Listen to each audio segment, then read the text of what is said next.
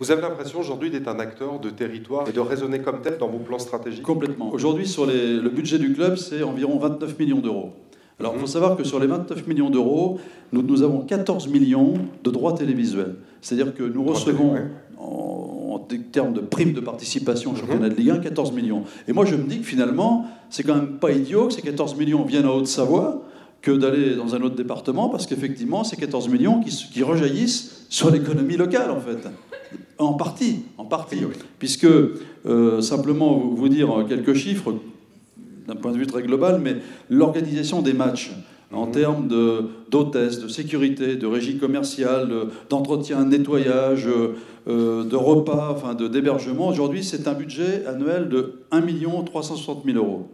Et ce 1 360 000 euros, évidemment, il rejaillit sur l'économie départementale, puisque c'est de l'argent que nous employons, enfin c'est auprès de prestataires de services que nous redistribuons dans l'économie départementale. Pour qu'une entreprise vive aujourd'hui, elle se doit d'être dans un réseau, elle se doit d'être regroupée parce qu'elle est plus forte. Aujourd'hui, c'est ce qu'on propose aux entreprises CHR du bassin annécien, puisqu'on en est là aujourd'hui. C'est 330 entreprises qui bénéficient d'une centrale de référencement fournisseurs qui représentait l'année dernière environ 3,5 millions d'euros d'achat. On doit se rassembler pour faire plus avec moins. C'est également la flamme qui vous habite, si vous me permettez l'expression, au quotidien, de développer un territoire, de développer une commune avec tout ce qui va autour, se mobiliser quelque part au service de son économie et de son territoire. L'idée, en fait, c'est d'arriver à créer un groupe. C'est-à-dire qu'on se rend compte, quand on regarde ce qui se passe autour de nous, quand on est commerçant de centre-ville, on se rend compte qu'il y a des grandes surfaces qui existent, qui ont des galeries marchandes. Et si on raisonne un petit peu, si on essaye d'imaginer un petit peu, un centre-ville, c'est un toit, c'est des portes, c'est un caddie, et c'est bien plus grand qu'une galerie marchande. Donc ça veut dire qu'il ne manque qu'une chose aux commerçants de centre-ville, c'est de se fédérer pour arriver à créer des événements qui soient suffisamment fédérateurs pour amener du monde, mais surtout qui permettent à tout le monde de s'exprimer et de faire voir que chez nous, on trouve de belles choses. Fédérer les acteurs, c'est aussi fédérer les commerçants, et c'est essayer de leur montrer qu'en étant unis, on est plus fort, comme on le fait au bord du lac, comme on le fait au niveau des différentes institutions.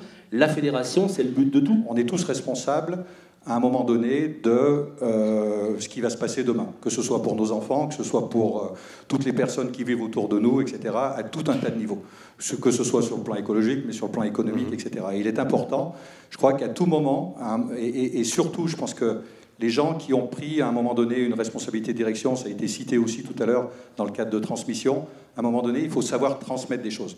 Non seulement les transmettre, je dirais, dans le cadre de son entreprise, mais les transmettre au-delà de cette entreprise pour un bien un petit peu plus collectif. Donc on s'est attaché à ce projet-là.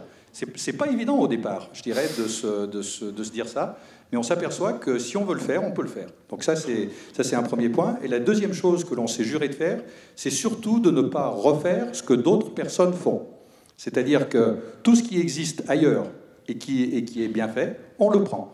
Donc on s'est mis tout simplement en réseau avec d'autres domaines, que ce soit des domaines par exemple comme l'Eurocima pour tout ce qui est le pôle glisse, surf d'eau, etc., avec d'autres réseaux dans d'autres pays, etc. Je peux en citer tout un tas, mais surtout avec le cluster CIM de Chambéry ou avec Sporaltech, pour surtout ne pas faire ce que d'autres font déjà très bien, simplement mettre ces services à la connaissance de tout le monde, les mettre au service de tout le monde, et à partir de là, de manière à bien utiliser tous les fonds que l'on peut avoir, les mettre vraiment au service du développement de tous ces projets.